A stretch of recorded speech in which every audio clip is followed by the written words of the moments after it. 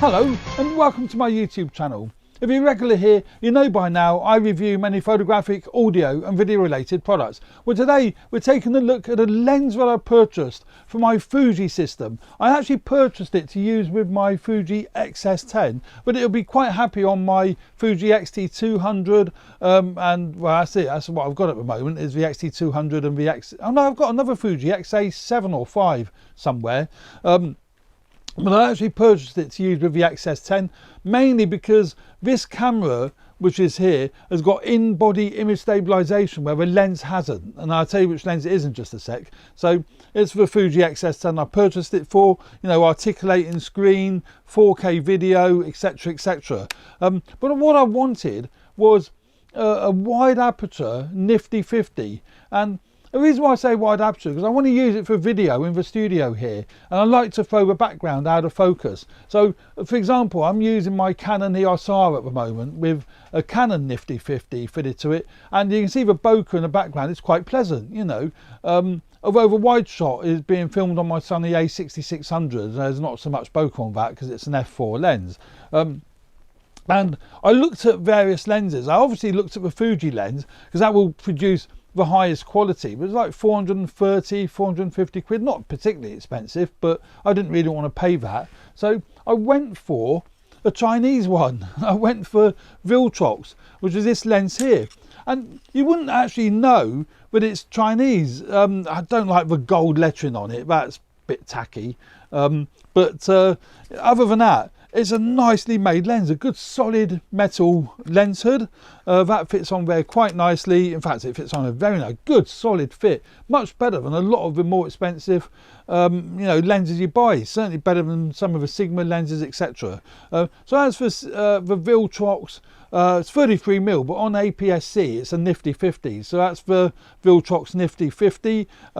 It's got an aperture ring which is synonymous to Fuji because they all have aperture rings on the Fuji lenses, but it's clickless, which is great for video, although I tend to use the control ring or the aperture ring on the camera, which is basically, we can set it up for either, or I use this front dial here for adjusting the aperture. On the Fuji cameras I tend not to use the aperture ring. That's because I'm so used now to using Sony cameras and Canons and whatever, which is on the body as opposed to on the lens.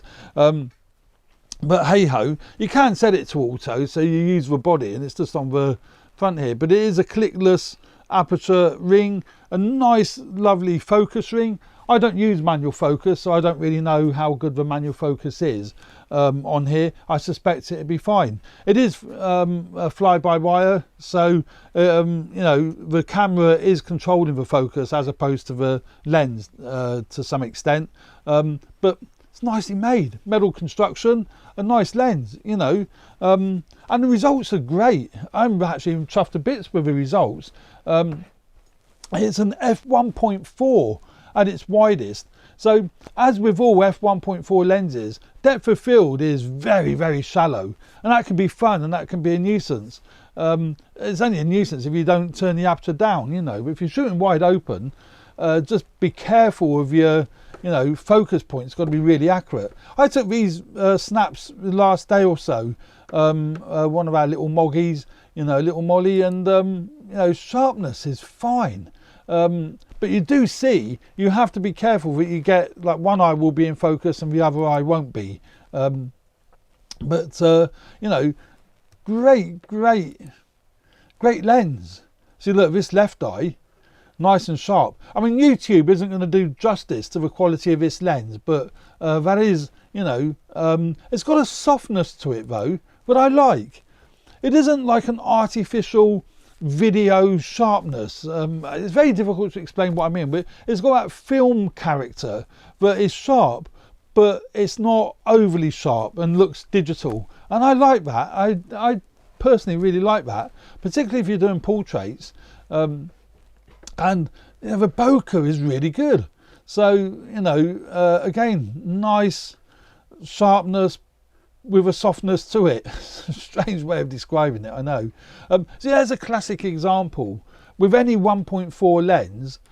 Look, I've got the right eye, just the pupil of the eye, the bubble of the eye is nice and sharp. The left eye is well soft. But it isn't because the lens is soft, it's purely because when you're shooting wide open, you've got to be so critical as to getting that focus point right. I could have stopped it down to like f2.8 or even more, but there was really low light here. And we only had one wall light on in the living room, so you know, and I took that just to show the bokeh, the out of focus bokeh. Nice circular bokeh balls, and they're not jagged. I like that. It's a nice rendition of bokeh with this lens.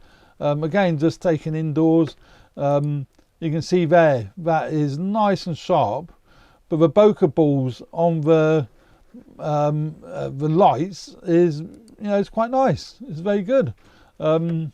And again, the sharpness in low light is great. And you get outdoors. This was taken literally this morning. A little flurry of snow. Didn't last long. But, you know, plenty of detail there. So, yeah, if you're looking for a really cost-effective lens for video production or for stills, and you're looking for a nifty 50, and you don't want to pay the earth, then I think, you know, the Viltrox is something very, you know, certainly worth looking at. And the build quality, as I say, I don't know where I've put it now, oh, there it is. The build quality of this lens is excellent. You know, I can't see that's going to fall apart. You know, I don't like the gold lettering. I always think stuff like that looks cheap and nice. It would have been better if it was just silver or just plain, you know, but that's not a criticism, is it? It's just an observation. And you know, yeah, very, very happy with it. I should be using that in the studio. I'm going to actually put this on the camera and just put it on a tripod and just do a quick couple of minutes of filming with this lens, so you can actually see what the quality of this is like. So I've now put the Viltrox lens on my Fuji X-S10, which is this shot here, the one I'm looking down. And it's great on the X-S10 because I can see a tally light and I know it's recording. But the sound is still being picked up on my A6600 over here, using my Saramonic Blink 500. I did forget to mention that the lens comes in this, or comes with this pouch, this Viltrox pouch. Nothing exciting. It's actually quite a nice pouch, but I'm not into pouches, but it does come with that. And as I say, it's around the 260 quid mark. I should put a link to my Amazon affiliate page where you can actually order the lens if you are interested in this lens. I can highly recommend it. Value for money anyway, I can certainly highly recommend it. It's pretty damn sharp. I actually aren't sure what aperture I set this to for filming this. I suspect it's f1.4. Let me have a look. So I've got it set to f1.4 on the aperture scale, so it should be giving quite a nice bokeh in the background. And you can see 33mm nifty 50. It's quite a nice aesthetic in this environment here.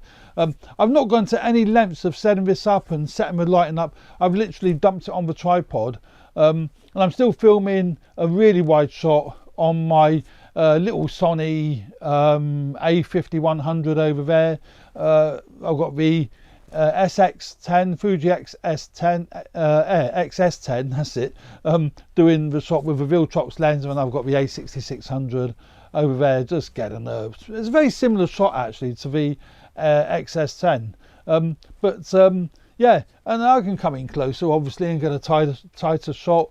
And I think you'll find the image quality, again, the colours, everything that this lens is producing, I think is outstanding for 260 quid. I'm very, very pleased I bought it. Maybe it's a little bit wider than I was thinking 50mm would be. Maybe I should be looking at the Viltrox 85mm, but I'd probably have to move the camera further back. Well, I would have to move the camera further back for that. But I might look at getting the Viltrox 85mm. But, you know, what do you think of the quality of this lens, judging on the stills? But don't go by the stills looking at them on YouTube. Go to my Flickr page and have a look at them. You get a much better impression of what the still images are like from this lens. You know, yeah, great piece of kit. So there we go. I hope you found this useful. Please subscribe to my channel if you haven't already done so, and hit the like button if you like the content of this video. All you subscribers are great. I love everyone who's subscribed. It helps me grow the channel, and I really appreciate every single one of you. I also appreciate civilized comments as well. And I'm getting some really positive feedback from the videos that I produce. I enjoy doing them. They do take time, but it's great fun doing them. So, and as long as you're getting enjoyment out of them, that's all that matters to me. So thanks very much for watching, and please stay tuned for more videos relating to video and photography. Thanks very much. Bye for now.